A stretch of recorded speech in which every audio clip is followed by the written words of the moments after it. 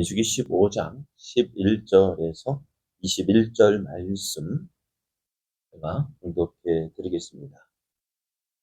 수송아지나 순양이나 어린 순양이나 어린 염소에는 그 마리수마다 이와 같이 행하되 너희가 준비하는 수요를 따라 각기 수요에 맞게 하라.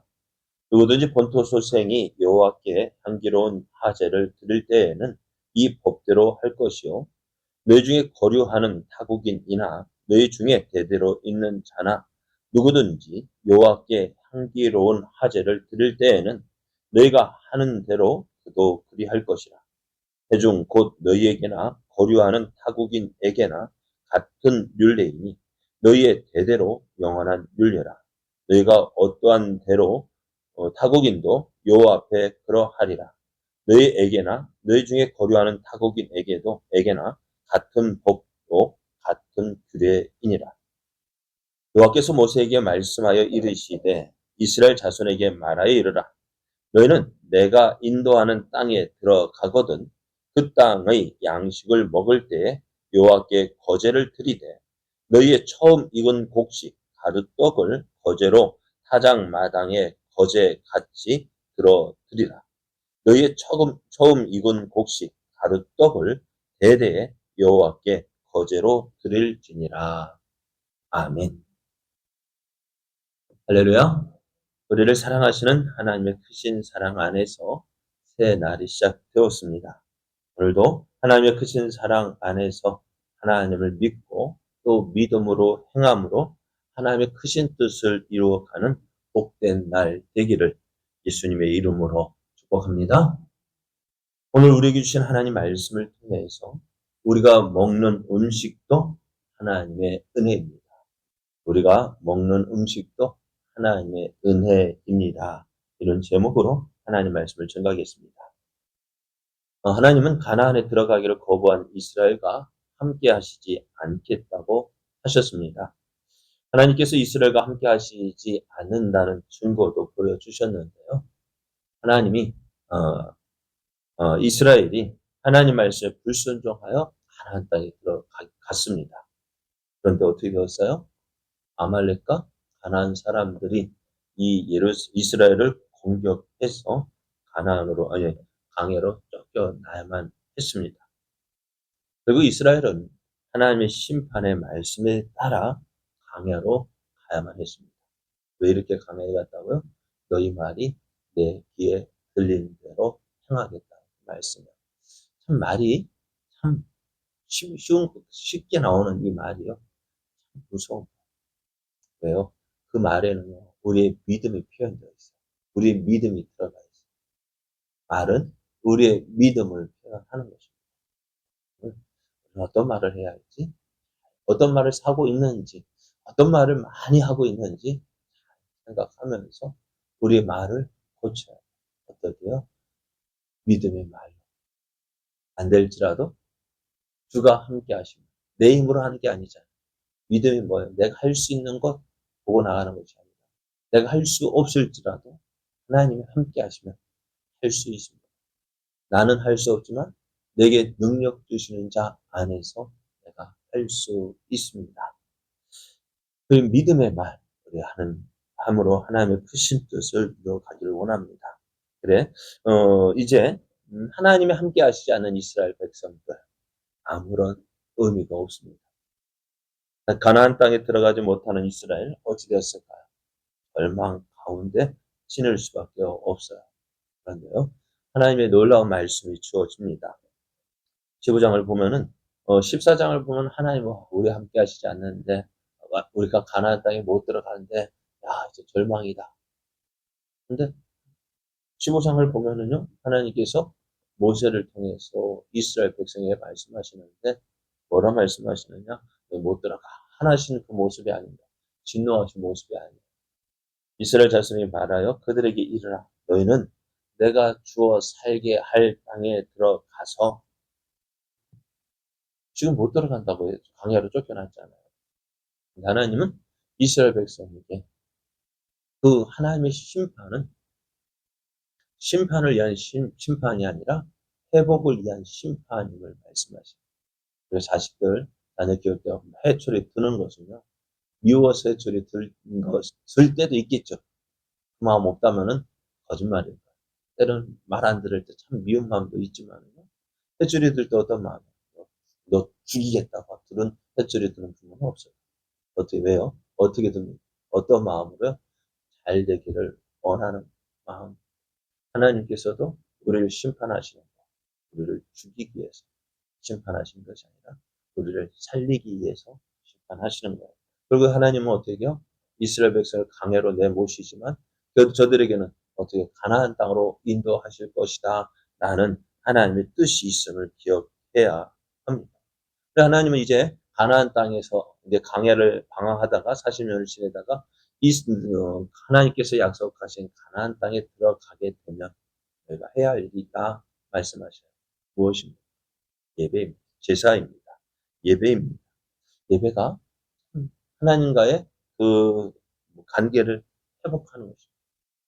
죄인된 우리가 하나님 앞에 나아갈 때 하나님은 우리를 어떻게 해요?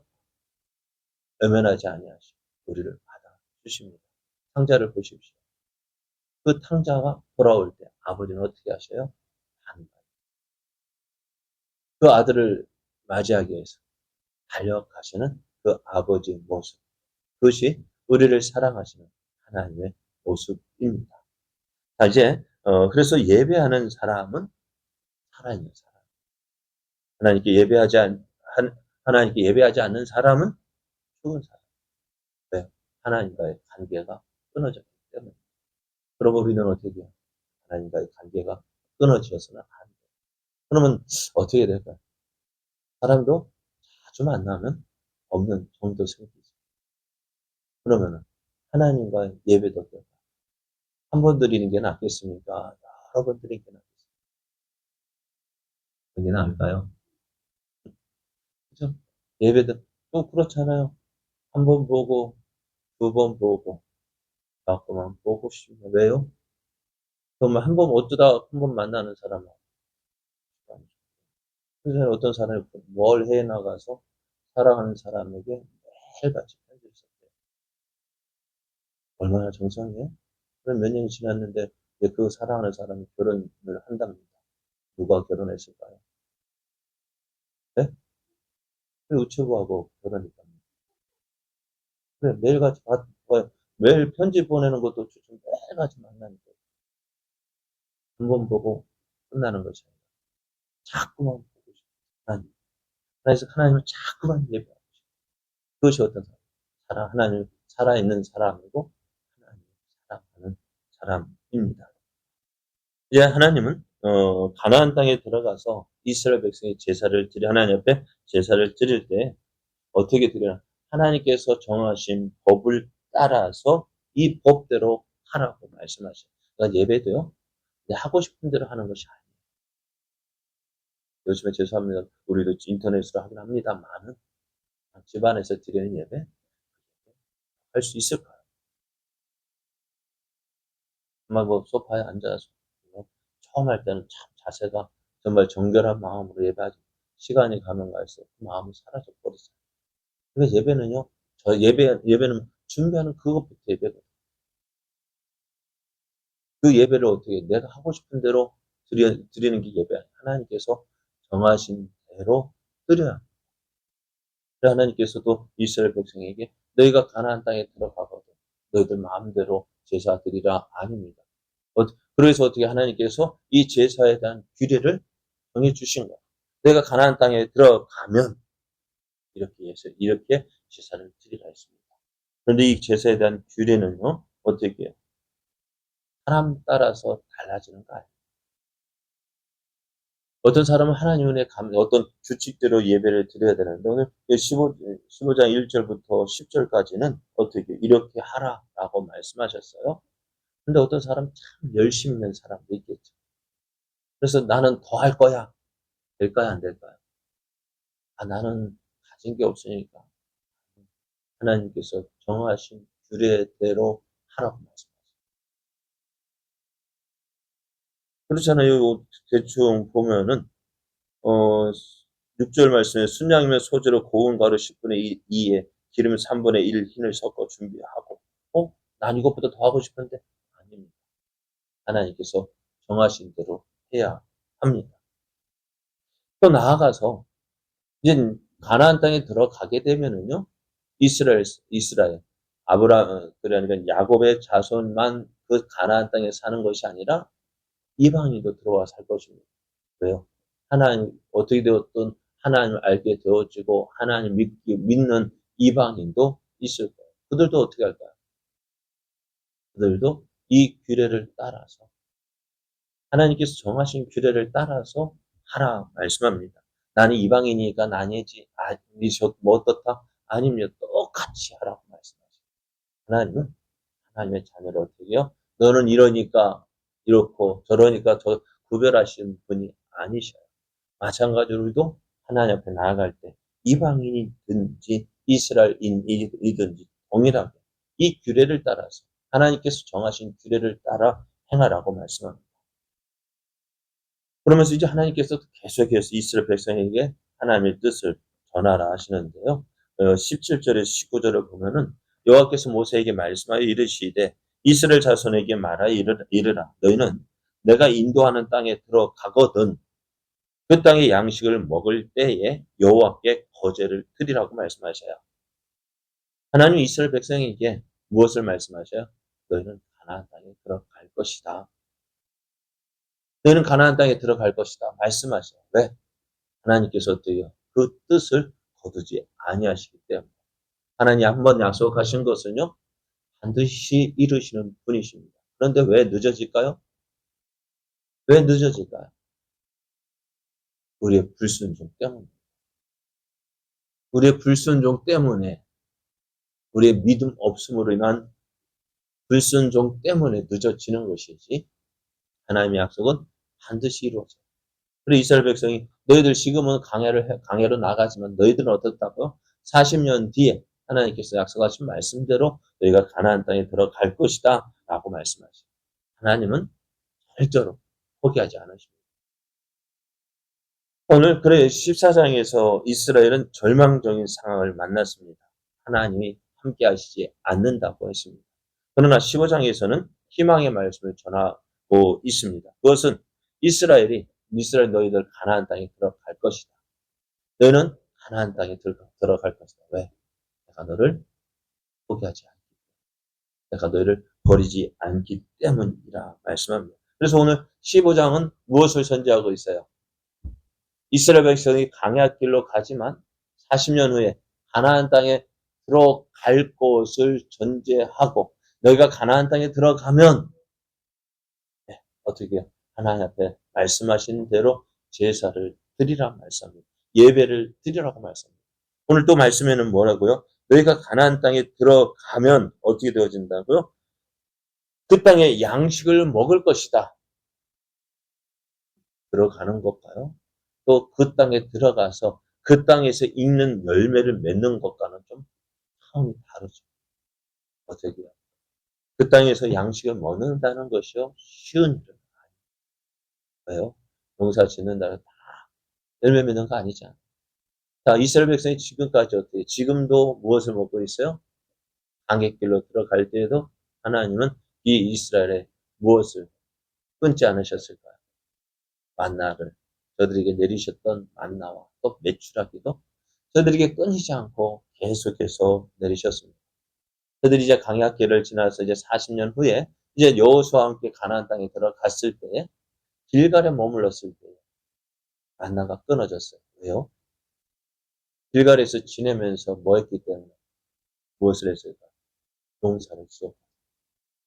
농사를 지어 그 땅에서 익은 열매를 곡식을 거두어 드렸을 때 만나가 끊겼습니다.